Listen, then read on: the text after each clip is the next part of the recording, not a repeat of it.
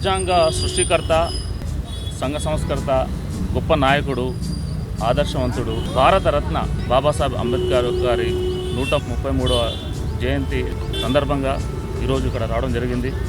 ఆయన జీవితమే పెద్ద ఆదర్శం.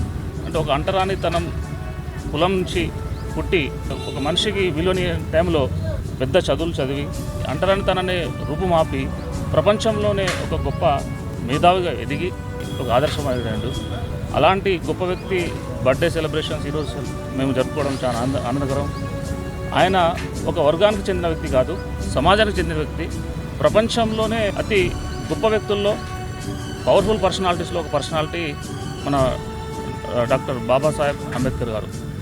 ఇప్పుడు ఈరోజు ఇంత సంతోషంగా, ఆనందంగా మన హక్కుల్ని కాపాడుకుంటూ ప్రతి ఒక్కరూ హక్కులను ఉపయోగించుకుంటున్నారంటే అతను రాసిన రాజ్యాంగమే.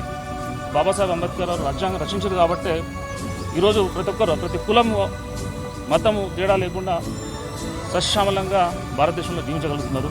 అంబేద్కర్ గారిని ఒక వర్గానికి మనము ఉంచకూడదు, అందరివాడు. ఈరోజు మనం ఇక్కడ చూసుకుంటే కొంతమంది వర్గం మాత్రమే ఇక్కడ వచ్చారు, అలా కాదు. అంబేద్కర్ అందరివాడు. ఇలాంటి సెలబ్రేషన్స్ని, అంబేద్కర్ గారి బర్త్డే సెలబ్రేషన్ కానీ, వర్ధంతి కానీ ప్రజలందరూ కలిసి జరుపుకోవాలి.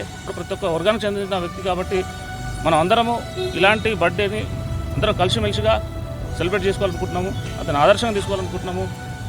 మనం ఎస్పెషల్గా కాంగ్రెస్ పార్టీ తరఫు నుంచి ప్రతి సంవత్సరం చేస్తాము.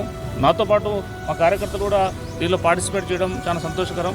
ఇక్కడ ఉన్న మా డివిజనల్ ప్రెసిడెంట్స్ కానీ, సీనియర్ నాయకులు కానీ అందరూ నాతో పాటు ఈరోజు ఇక్కడ పార్టిసిపేట్ చేయడం చాలా ఆనందంగా ఉంది.